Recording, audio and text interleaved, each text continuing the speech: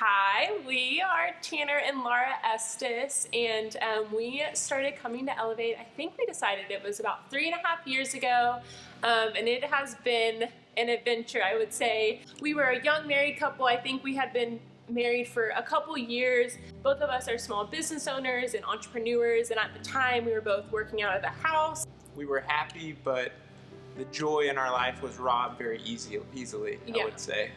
Things would happen, and we find ourselves just wondering what life was really about. And we got plugged into a life group. They were called then Cruise Now. For me, growing up in the church, I always had fear of, I never wanted to go to the youth. I never wanted to go into a small group. I just had so much anxiety and fear built up that if I go into a life group, that they're gonna make me recite the Bible, I'm gonna have to preach, I'm gonna have to sing. Basically, that life group changed our lives.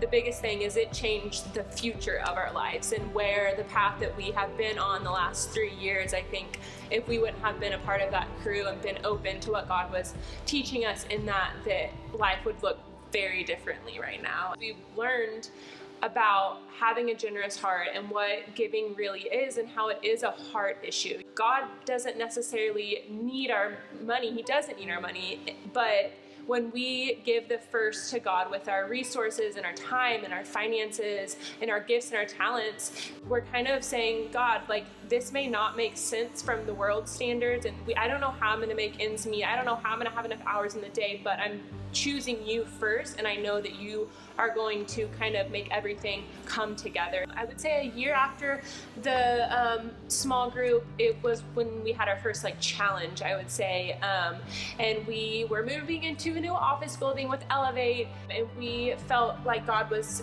encouraging us and telling us to kind of bridge that gap between the old rent and the new rent. Satan has a way of just attacking you and saying, hey, this money would look nice in your bank account, it would look nice for a newer car, whatever, vacation. But we just kind of took the leap of faith and said, okay, God, this is what you're calling us to do, we're gonna do it. You don't give to get something out of it, because that's totally the wrong side of things. But once we would do that, it's crazy to see how God would even allow us to grow. Once you take that step of faith, He's got something else open for you. Through that time, we bought a building that both of our businesses are ran out of, and both of our businesses have experienced growth, and we know for sure God has had his hand over everything. But again, Satan has a way of creeping in. Being self-employed, you're not guaranteed to make, the money that you did last month. I think it says in 1 John, God's greater than our worried heart.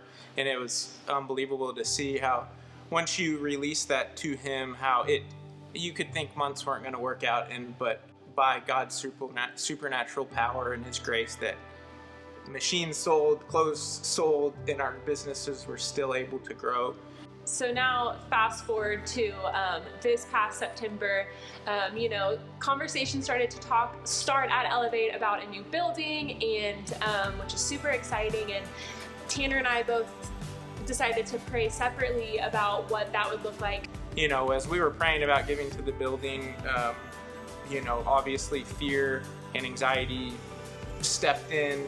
We had been praying about maybe looking for a piece of property that people could enjoy. What came months later were just little kisses by God. Our CPA came back to us and said, hey, you're actually completely caught up in your taxes and you don't owe anything. And so we were transferring the money out of that account, and it was the exact amount of money that we had given to the building. And that's when we were okay, God, this has been you the whole time. I'd say probably 2 weeks after that, a piece of property fell on our lap that was just unbelievable. I know for us, we talk about how amazing this past year is, and we've had so many blessings, but at the same time, it's been the most challenging year of our entire life. We lost a friendship that was very near and dear to our heart. We had a business fail. We had a miscarriage and lost a baby. My parents are going through a divorce, and we're dealing with mental illness with a family member.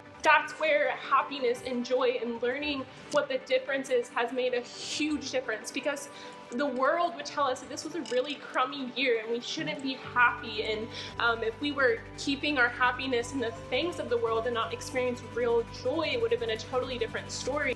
The joy I feel like that we've we've felt has just been with like the people of Elevate, having like a crew around us support us and love on us and encourage us, and having the peace of like things, we're going through a trial, things are really good, we have some really bad things happening, but at the end of the day, like we have peace that God has it under control. Looking back through our experience and just rewind 3 years and every step that God's had us take, you just realize that it's never easy. Like if you're listening to the Holy Spirit, listening to God's voice, and He wants you to take that step to pray for someone or to give something or to do something nice or pay for someone's meal, it's never easy. You have to step out of your comfort zone to grow your faith.